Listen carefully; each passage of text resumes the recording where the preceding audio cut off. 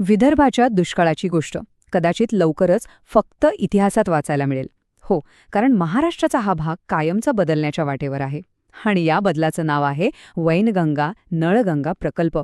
याला विदर्भाची नवी भाग्यरेखा का म्हणतात तेच आज आपण समजून घेणार आहोत. पण सगळ्यात मोठा प्रश्न तो तर आहेच की खरंच खरंच विदर्भाचा दुष्काळ कायमचा संपेल का? चला तर मग याच प्रश्नाचं उत्तर आज शोधूया. आणि या प्रश्नाचं उत्तर मिळवण्यासाठी आपल्याला आधी समस्येच्या अगदी मुळाशी जावं लागेल. म्हणजे विदर्भाची पाण्याची अडचण नेमकी आहे तरी काय? तर गंमत बघा, समस्येचं मूळ आहे विदर्भाच्या भूगोलातच.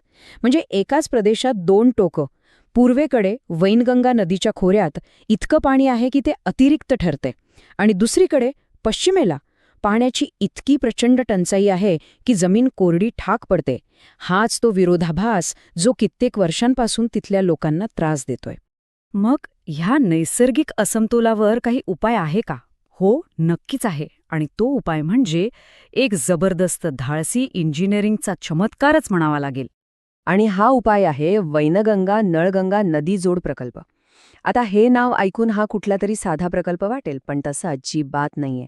हा भारतातला सर्वात मोठा राज्यांतर्गत नदी जोड प्रकल्प आहे. म्हणजे एकाच राज्यातला सगळ्यात मोठा.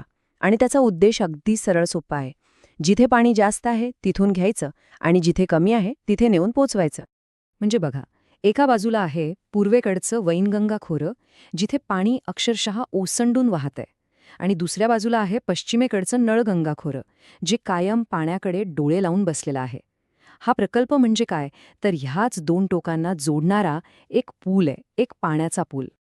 आता जरा या प्रकल्पाच्या भव्यतेबद्दल बोलूया, कारण आता जे आकडे समोर येणार आहेत ते खरोखरच थक्क करणारे आहेत.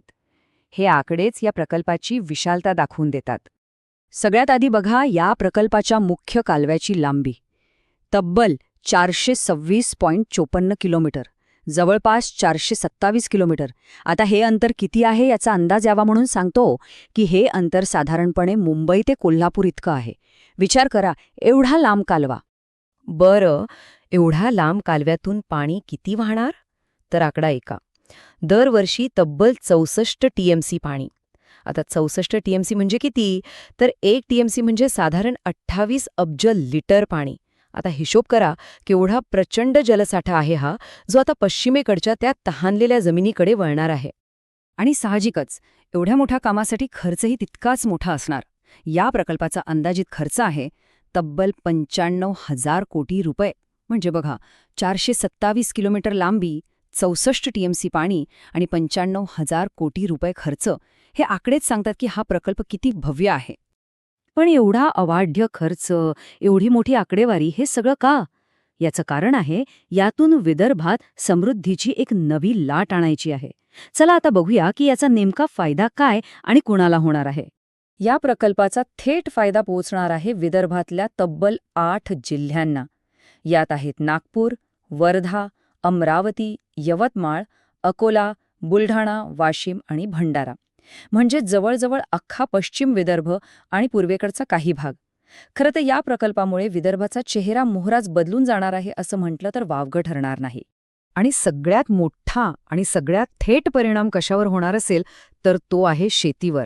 तब्बल 3,84,000 हेक्टर जमीन नव्याने सिंचनाखाली येणार आहे. सोप्या भाषेत सांगायचं झालं तर जवळपास 10 लाख एकर शेतीला आता हक्काचं खात्रीशीर पाणी मिळणार.